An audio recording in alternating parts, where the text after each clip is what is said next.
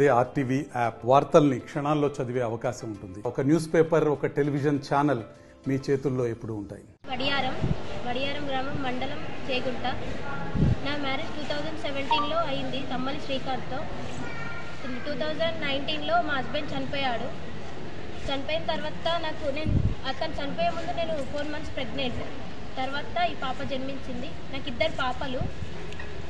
But రీసెంట్గా ఏమైంది అంటే కొంచెం గొడవల వల్ల నేను బయటకు వచ్చేసిన. మా బావ తమ్మలి శివలింగం నన్ను బాగా చాలా హరాస్మెంట్ చేశాడు. దాని తర్వాత నేను ఫ్యామిలీ సర్టిఫికేట్ కోసం అని వెళ్తే ఫ్యామిలీ సర్టిఫికేట్ నాకు ఇవ్వలేదు. తర్వాత మేము ఎంక్వైరీలో చూస్తే ఓన్లీ వాళ్ళ ఫ్యామిలీ సర్టిఫికేట్ మాత్రమే ఉంది. దాంట్లో శ్రీకాంత్ సంబంధించిన ఫ్యామిలీ సర్టిఫికేట్లో మా నేమ్స్ లేవు, నావి నా పిల్లలవి లేవు. తర్వాత మేము చెక్ చేసుకుంటే ఫేక్ ఫ్యామిలీ సర్టిఫికేట్ పెట్టి ప్రాపర్టీ మొత్తం తన పేరు మీద చేసుకున్నట్టు మాకు కనబడింది. తర్వాత మేము ఇక్కడ ప్రజావానికి వచ్చి చెప్పాము.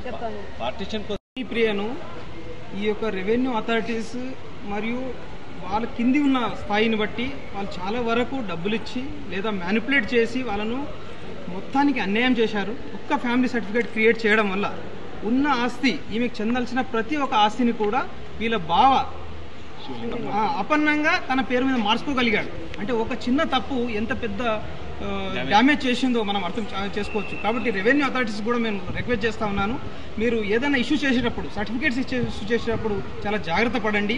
మరియు ఇలాంటి బాధితులకు న్యాయం చేయండి. ఎట్టి పరిస్థితుల్లో ఇలాంటి ఇంకా ఫ్యూచర్లో రాబోయే కాలంలో రిపీట్ కావద్దని నేను ప్రతి ఒక్క అధికారిని నేను రిక్వెస్ట్ చేస్తూ ఉన్నాను. వెరిఫై చేస్తుంటే fake fraudulent family certificate issue చేసినట్టుగా తెలిసిందన్నమాట.